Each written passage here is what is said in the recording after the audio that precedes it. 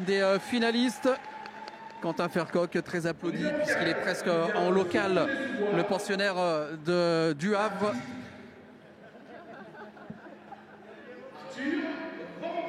Arthur Van Bézien, numéro 14.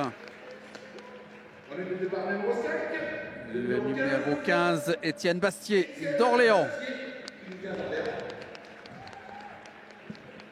En ligne de position numéro 6, il nous vient d'Interville, le numéro 9, Gabriel Vollet. Et puis le numéro 16, Simon Bastier d'Orléans également. Et avait été présenté au public un tout petit peu plus tôt Sébastien Lepape du Havre, Tawan Thomas, Quentin Thomas. Je ne vois pas pourquoi je veux le prononcer à l'anglaise. Thomas. Ça fait deux fois. Tawan Thomas. Quentin Fercoq également avec le numéro 6. 7 donc sur cette finale. 7 patineurs avec un grandissime favori. Sébastien Lepape avec le numéro 8 qui se positionne en sortie de premier virage en 5e position. Donc nous avons quand même deux grands favoris qui sont Sébastien Lepape et Quentin Fercoq. Quentin Fercoq, ouais. L'un des deux va devenir champion de France, il y a de fortes chances. Ça y est, les deux remontent le peloton. Vous avez Sébastien et Quentin qui se suivent les uns derrière les autres pour remonter ce peloton et prendre la tête du peloton. On a les deux du Havre et les deux d'Orléans qui sont au coude à coude aux 4 premières places. Alors là, à 10 tours de l'arrivée, Sébastien Lepape est en tête. Regardez comment ils vont contrôler les trajectoires pour éviter qu'on les remonte trop facilement.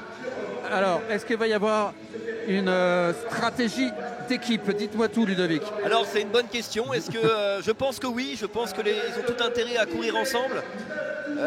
On va voir que l'un va chercher à être un petit peu plus large et Quentin Fercoq va chercher à contrôler le peloton.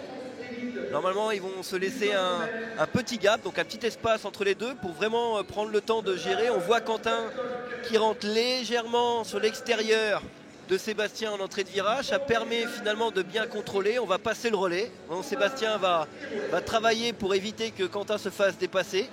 Donc il va rentrer légèrement en extérieur. Ah, ça y est, Arthur Van Bézien. Ah oui, Arthur, ça y est, ça accélère, Arthur qui pose une accélération et qui a surpris Sébastien finalement. Ouais. Ouais, c'est bien vu ça de la part de Arthur. Très très bien joué. Ouais. Il reste 5 tours à parcourir.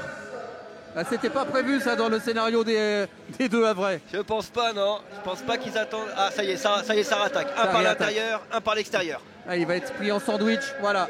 Et ils reprennent leur position 1 et 2, les deux Havrais, avec Quentin Fercoq qui est devant, juste derrière Sébastien Lepape. Et ils ont distancé du coup désormais Arthur Van Bézien qui est à 3 longueurs derrière. Oh, les deux Havrais ont pris vraiment une bonne distance. On a Quentin à 2 tours de l'arrivée. Est-ce que Sébastien va chercher dans à doubler? Oui, à l'aspiration. Et voilà la bagarre entre les deux coéquipiers du club du Havre avec Sébastien. Le dernier tour, la cloche. Sébastien toujours devant. Ça décroche. Sébastien est derrière. Et c'est Sébastien qui va aller chercher la victoire. Sébastien qui s'impose pour à nouveau aller chercher ce titre de champion de France. Victoire de Sébastien Lepape devant Quentin Fercoq et en 3e position Arthur Van Bézien. Je dirais Étienne Bastier, mais... Ou Étienne, non, le 15, vous avez raison. Je pense que c'est Étienne Bastier qui fait 3e. Oui.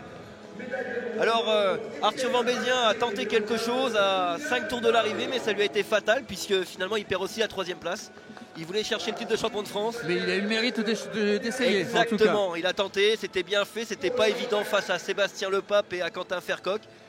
Les deux ont quand même énormément d'expérience. On a bien vu comment ils ont réussi à contrôler ce dépassement d'Arthur Van Bézien. Oui, mais ils ont dû se faire une petite frayeur quand même. Ils ne s'attendaient peut-être pas à avoir une attaque de la sorte de la part d'Arthur Van Bézien. C'est vrai qu'ils se sont dit... on a notre jeune qui vient chercher à prendre notre position. Mais qu'est-ce que ça veut dire ça? Exactement. On va remettre les choses dans l'ordre tout de suite. Allez, on va les laisser sortir de la glace tranquillement, là, les patineurs. Et puis moi, je vais me rapprocher de la zone d'interview, Ludovic, pour aller recueillir les propos du nouveau champion de France qui conserve son trophée, Sébastien Lepape. J'en profite pour vous remercier également, Ludovic. On se retrouve demain. On va encore avoir une belle journée à vivre ensemble. Hein. Merci à vous. Demain, c'est quoi? C'est le 500? Demain, ça devrait être le 500 mètres, la distance. 500 mètres, ouais, c'est ça. La distance sprint en short track. Celle que vous aimez?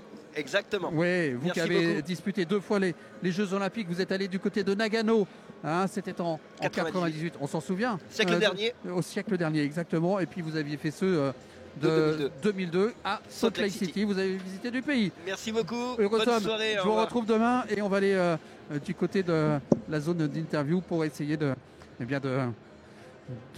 d'avoir les impressions de Sébastien Le Pape et peut-être aussi de Gwendoline Daudet.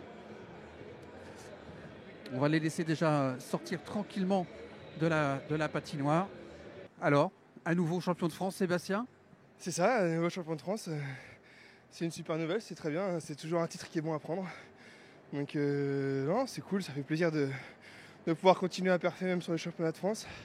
De voir que ça se densifie aussi avec les jeunes qui viennent structurer un peu les courses. Et même si aujourd'hui j'arrive encore à gagner, ça devient aussi plus difficile. Il faut courir plus intelligemment pour pouvoir gagner. Donc non, c'est très satisfait de cette première journée. On a vu Arthur qui est venu vous titiller quand même en fin de course. Ouais, c'est ça, et bien quand il vient dépasser, on sent la jeunesse parler. En fait, il a envie de faire et c'est une très bonne chose. Mais on est deux, on se connaît bien. Et en fait, on l'amène à devoir utiliser beaucoup d'énergie pour aller devant. Et à partir de ce moment-là, c'est tout bénef pour nous parce qu'il a perdu des cartouches. Et quand il faut repasser, nous, c'est plus facile. Le travail d'équipe, quoi, en quelque sorte, des deux à vrai. Alors, travail d'équipe, oui et non. Oui, parce qu'on est une grande famille et on patine tous ensemble pour gagner. Là, aujourd'hui, on vient du même club et Quentin, je le connais depuis qu'il est grand comme ça. Je l'ai vu évoluer, je l'ai vu grandir, je l'ai vu arriver sur des grosses perfs internationales. Donc forcément, c'est un plaisir de courir avec lui, c'est toujours ce que je dis. Hein. C'est un jeune qui a énormément de talent et il a de l'avenir devant lui. Donc là, c'est vrai qu'en plus du même club, 2 personnes expérimentées, c'est un travail un peu plus difficile pour les jeunes. C'est très bien, ça leur fait les jambes. Ouais, puis c'est bien, puis la relève est là. Merci en tout cas et bravo.